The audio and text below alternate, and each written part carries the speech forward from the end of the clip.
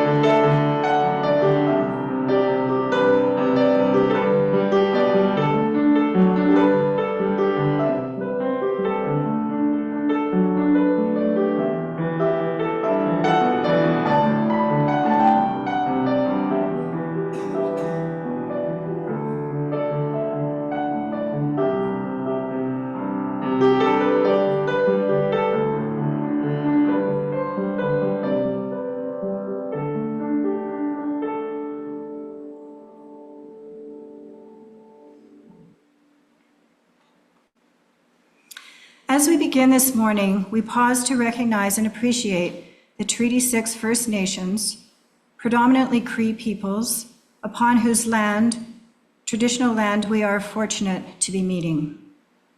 We acknowledge that traditional lands recognition is an important first step, and we encourage everyone to examine what they can do to honor the 94 calls of action that are contained within the Truth and Reconciliation Commission of Canada's report. Good morning and welcome to Westwood Unitarian Congregation.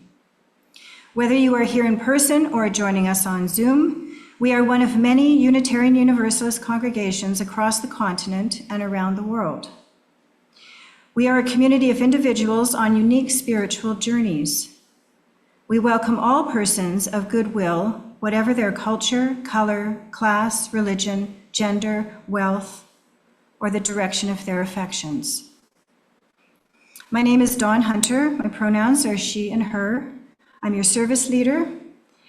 The other volunteers on the job this morning are Carl and Bill, assisting Hannah on tech, and David's not here yet, but he usually provides coffee. He should be here any minute. Who brings us coffee and tea every week. Our musician today is Steve Bell. To visitors and newcomers, we offer special greetings. We are honored that you found us. Whatever the reason for your coming, whatever you seek or bring, we welcome you here. We invite you to share in our processes, differences, decisions, risks, and mistakes, our celebrations, rituals, responsibilities, joys, and sorrows. I invite you to sign the guest book at the back of the sanctuary, and we'll send you a newsletter, and you're welcome to attend any of the activities you will see there. So come again. Our services are extremely varied, and our speakers are mostly here in person, but not today, because this service is part of the Meaning Making series. We are one of 15 Canadian Unitarian Universalist congregations who are sharing resources to create an 8-part series on the roots of resilience. This service and the reflection were created by the Reverend Dr. Jonipher Kupono Kwong, called RevJ. In times of darkness, we stumble towards the tiny flame. In times of cold, we seek the warming fire. In times of repression, we reach for the lamp of truth. In times of loss, we pray for the comforting light. In times of joy, we light a candle of celebration. Spirit of life, as we light this candle, help us find what we need this day. And that was called Lifting Our Voices by Brian Kiley.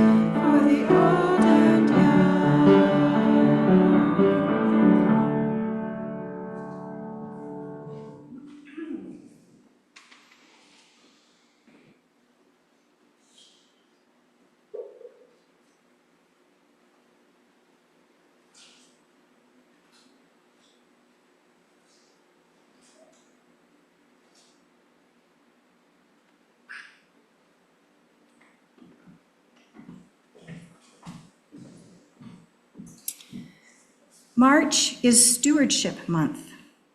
Our theme this year is Answering the Call of Love. And here is Cassie Aziz Few with the first Stewardship Minute and to light our stewardship flame. Hi, Cassie. Hello. Which should I do first? The candle? Yeah, let's do the candle first.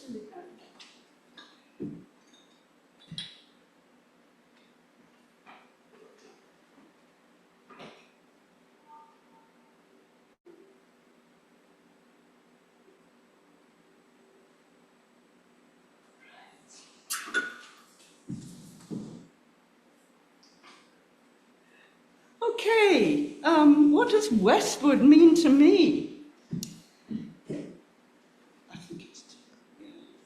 Okay, that's perfect.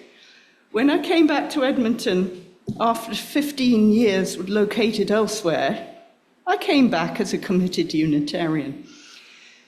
When I walked through the doors, I was welcomed by Lorian, who made me feel at home right away.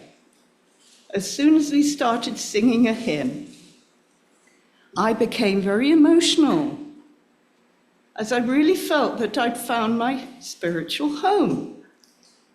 That was 18 years ago. I know time flies. Over those years, I really feel we've created something special here together. This congregation is welcoming in every sense of the word. And I've enjoyed taking part in the programming, working on various services and projects, bringing creativity, growing in leadership, developing my own spiritual direction, and making good friends along the way. Westwood's membership has waxed and waned over the years. I remember the Reverend Anne years with nostalgia, especially as it was a time when the building held a lot of young families and the children's program was strong. I hope we will continue to grow in community, both inside and outside walls, and reach out to the wider community to bring our quirky brand of religious pluralism to a wider circle. So I urge you, bring us your time. It's a valuable commodity and often underrated. Bring us your talents. We need them, and you don't have to be an expert. You can grow them here. Bring us your treasure. Give us your willing and able, and we will use your treasure to build something really special.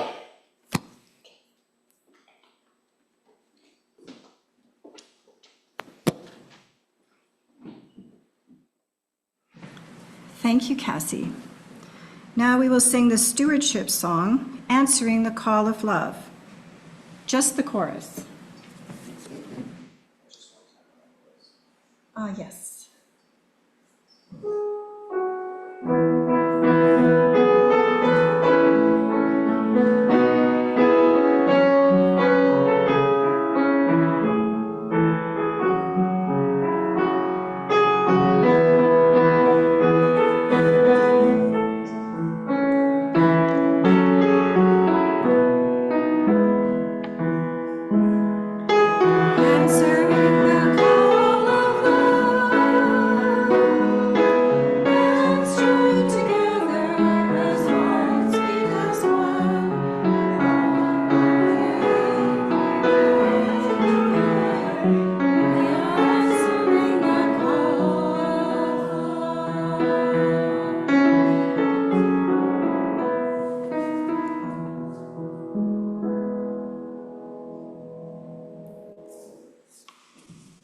At this time in our service, we pause to reflect on our week. We recall the milestones, the joys, concerns, and sorrows, the changes in our lives, those who need our healing thoughts. Community is deepened by sharing with each other what is in our hearts. I invite you now to light candles of concern or celebration. And after we do that in-house, we will ask our Zoom friends to see if they would like us to light a candle for them as well.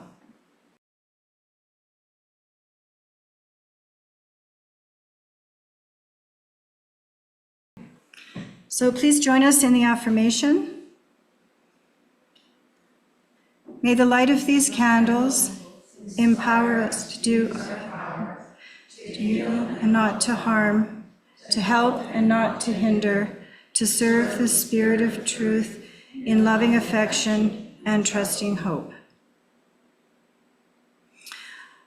Our offerings of money and volunteer service are the essential elements that sustain our congregation and this place of worship. Some donate on Sundays, others on a monthly basis. Please be aware that if you are donating cash today and would like a tax receipt, we ask that you use an envelope so our church administrator can issue one. Envelopes are available in the chair backs, and there's a donation box near the door. To donate online, you will find the information you need on this slide.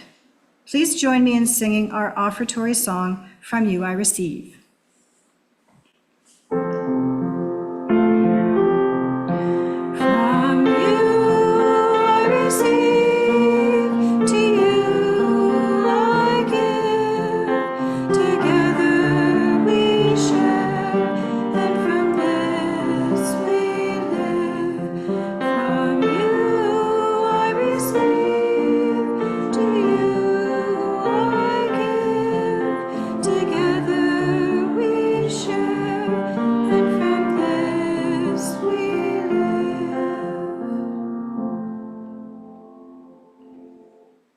And now I have a reading by Daniel Chesney Cantor.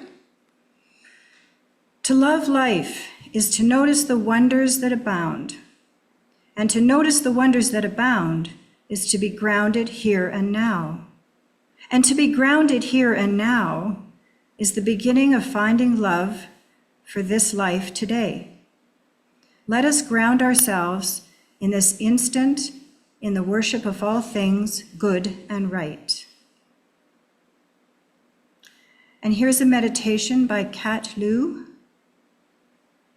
Let's take a moment to breathe in and out.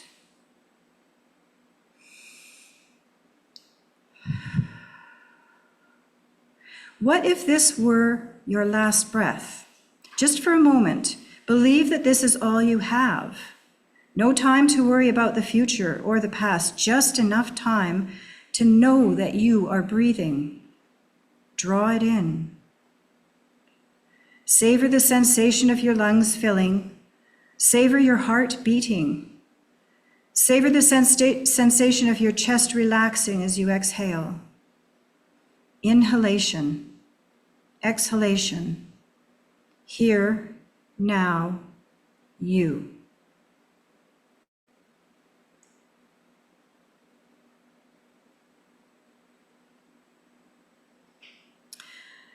I have a reading by Thich Nhat Hanh, the Buddhist monk who has left this earth fairly recently.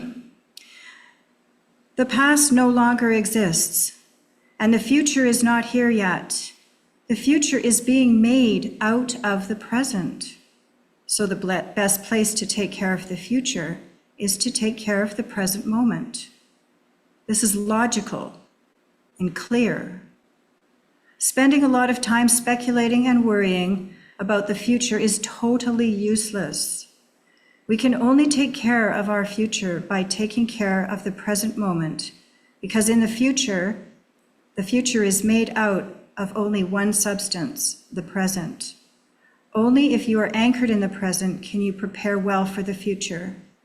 Every time you breathe in and take a step, you arrive. Breathing in, I arrive. Breathing out, I arrive. RevJ, he, they, is the lead minister of First Unitarian Congregation of Toronto.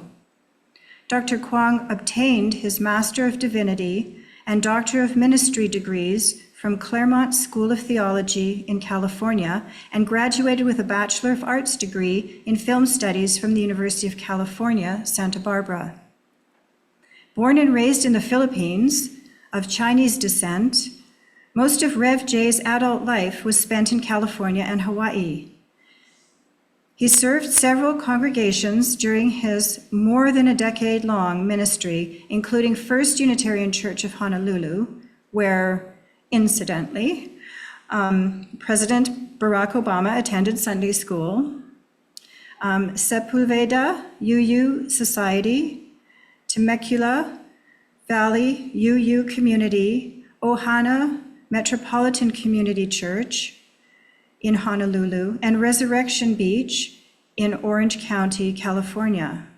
Their nonprofit leadership, including serving as executive director of the Counseling and Spiritual Care Center of Hawaii and AP1 Equality, LA. Rev J values his pluralistic and ecumenical upbringing from evangelical to United Methodist, from Episcopalian to Calvary Chapel. They were christened in a gospel church and baptized as a Chinese Mennonite. In Hawaii, Reverend J was a member of the Honolulu Mindfulness Community, a sangha influenced by Zen Buddhist monk Thich Nhat Hanh. And now we'll watch the video.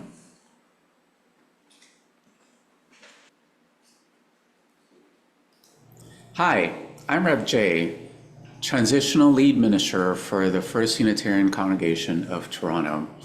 A transitional minister can be anything from interim for 2 years in between settled ministers, a developmental minister for 4 to 7 years, or in my case, a contract to call with the understanding that the first 2 years will focus on the transitional or interim tasks. It turns out being a transitional minister is not as easy or glamorous as I had previously imagined. Sure, you get to move frequently, and there's the adventure of serving a new congregation, but to go through all those interviews and reference checks and to update your ministerial record and website every 1 or 2 years, oh my. Not to mention when you actually get there, when there is a different country altogether.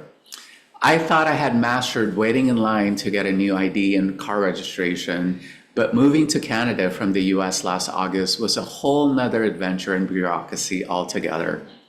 But before I even get to have that pleasure, let me tell you about that immigration process and initials like IRCC and CBSA, two agencies that are related and should be working together, should being the operative word. Left hand, right hand, talking to each other? Not so sure about that. They say in life, the major transitions that causes the greatest amount of anxiety and stress are moving, a change in job, death of a loved one, death of a relationship like a divorce, birth of a child, or getting a degree. For me, this move certainly ticked off 2 of those boxes. Some of you may be saying to yourself, well, if it was so hard to come here to Canada, why don't you just go back to your country? Where is my country? That is a bit more complicated than it seems because my ancestors on both sides of my family are Chinese, but I was born and raised in the Philippines. And I didn't even become a US citizen until the year 2000. The previous moves, in other words, I had no control over. Those were decisions made by my grandparents and my parents. Which country do I belong to now? Now that's a bigger question. And moving on from this point forward is when I get to choose which country I want to belong to. And now, here's the thing. Over the years, I have fallen in love with this thing called democracy. And after my conversion to Unitarian Universalism, I was thrilled to find out that was actually part of our 5th principle. Bottom line is, I'm not down with fascism. And even before last November's election, I knew in my gut where the US was heading. So perhaps we could add that as one of the other big transitions one may experience, a change of political regime or system of governance. For example, from monarchy to communism or democracy, and let's face it, it was never a true democracy, it was more like a corporocracy where corporations ran the country, to fascism, right? Which brings us back to this long line at Pearson International Airport as I was trying to get my work permit. How did I get through the stress of it all? What's my secret weapon, you may be asking? Short answer, spiritual practices. During the beginning of the pandemic lockdown, I was also going through a very acrimonious divorce process, and I had just moved out of the house and started a new job a month later. Again, I ticked off at least 3 boxes right there. And I needed all the help I could get, bumping therapy up from monthly to weekly sessions, along with my monthly spiritual direction. And if that wasn't enough, I enlisted the help of a breathing coach. Say what? I never even knew such a person existed. Neither did I. Is this like taking Lamaze classes, RevJ? Well, I wouldn't know since I haven't actually taken those classes myself, and I actually don't plan on having any kids at this point in my life either.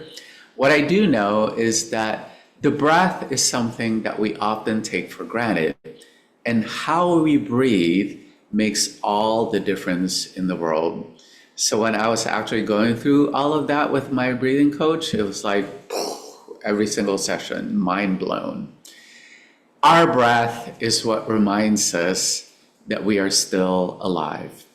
It's what's connecting us to this present moment if we pay attention to it. I love Kat's meditation, asking us to savor our breath instead of simply taking it for granted. But I had other spiritual practices, and before I get into those, let me just define it for us, the word spiritual practice, right? Or the phrase of it, because some of you may be wondering at this point and saying to yourself, oh, here we go. RevJ is going to get all woo-woo on us. So over the years, I've come to view spiritual practice as consisting of the 5 shuns: attention, intention, repetition, congregation, and integration. I learned about the first 3 from the former executive director of the UU College of Social Justice, the Reverend Kathleen Mateague.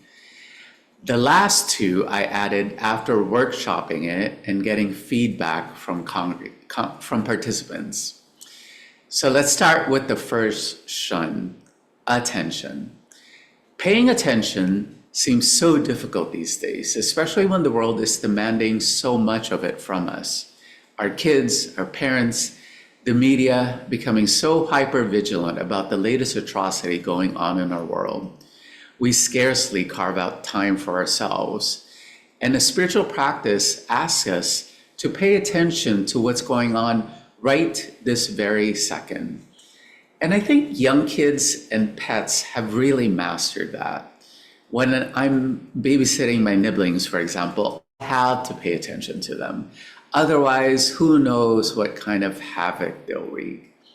And that's what makes running a spiritual practice for me as well. I bring my attention back to the road so that I don't get run over as I'm crossing the street.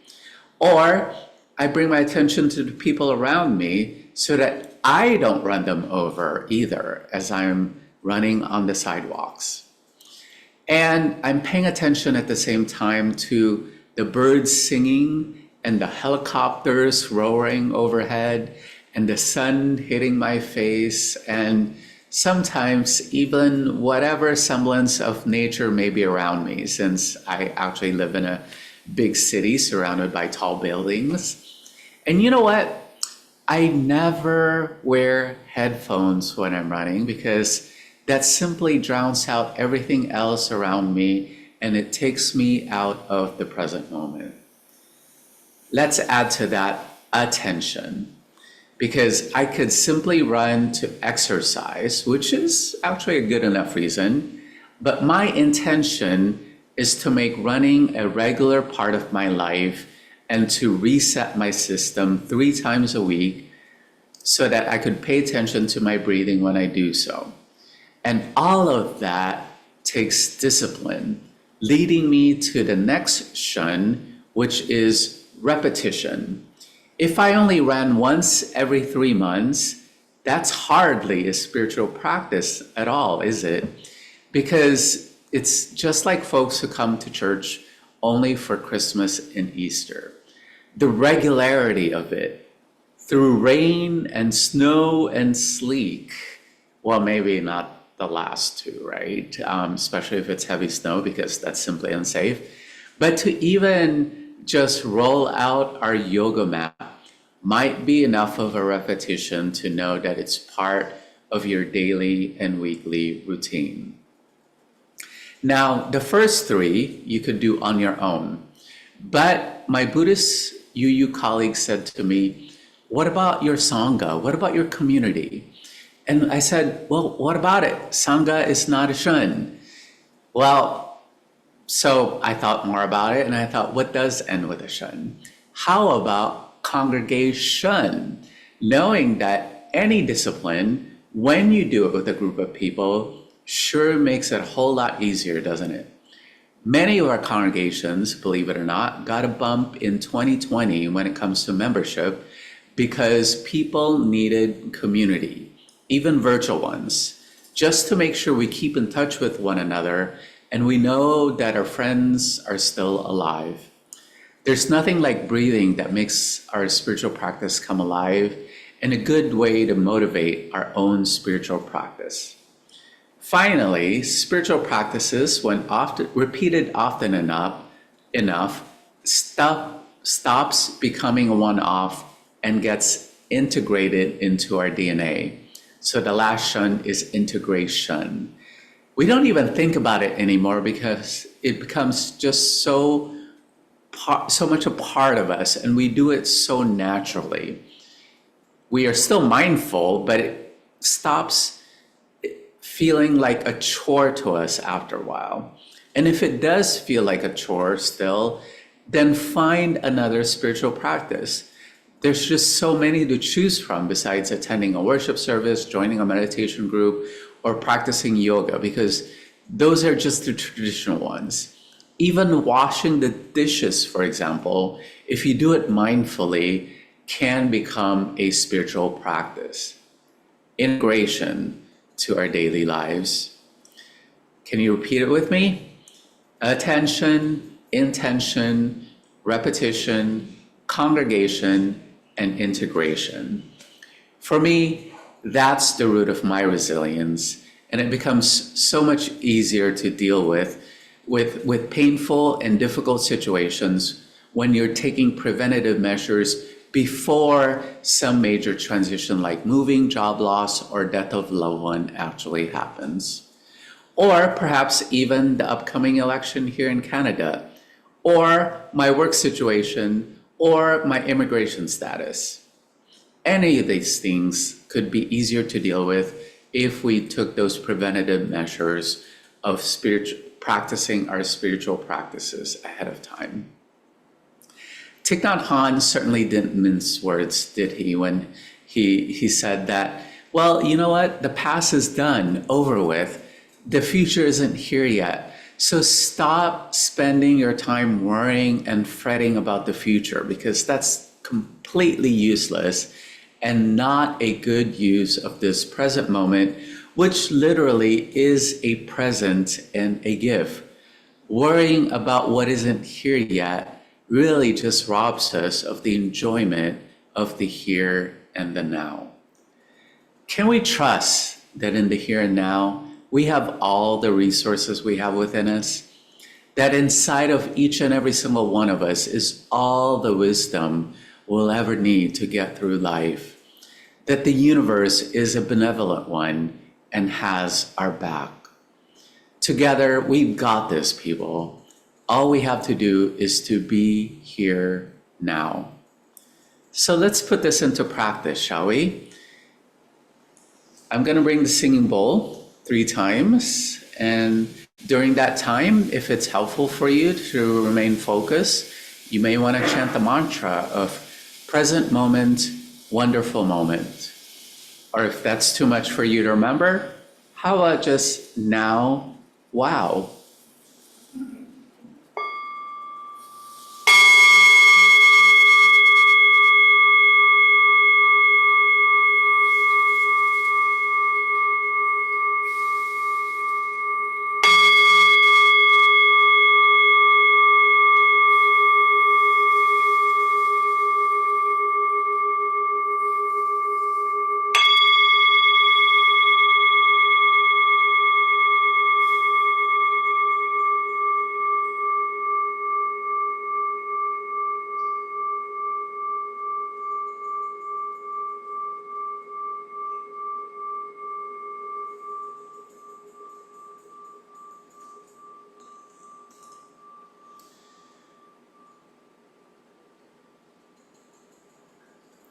Amen, Ashe, blessed be, Namaste, and Gasho.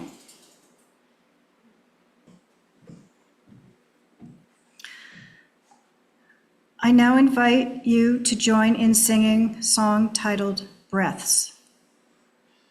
The words will be on the screen. Please rise in body or spirit.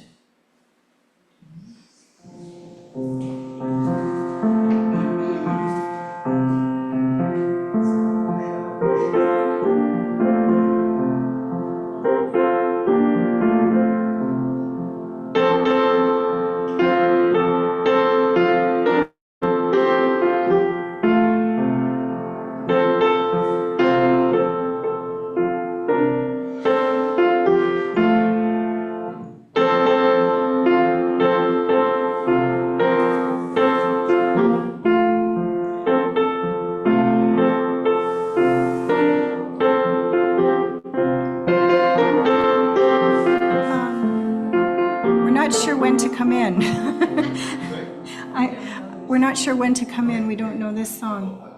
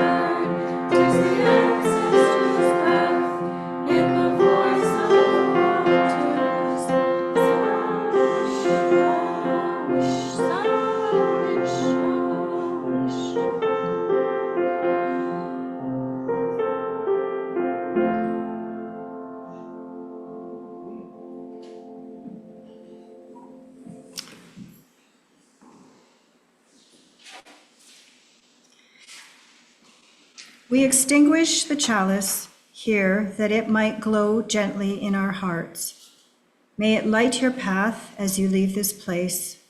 May it guide your way until we are together again. By Martha L. Munson.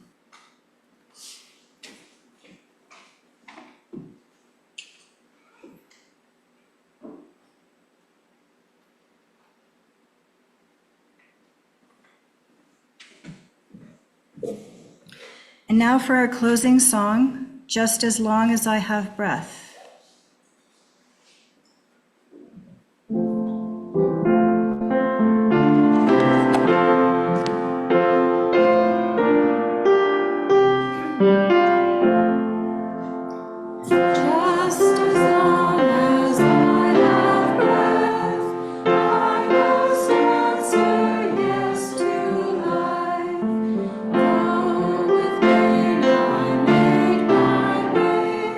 Still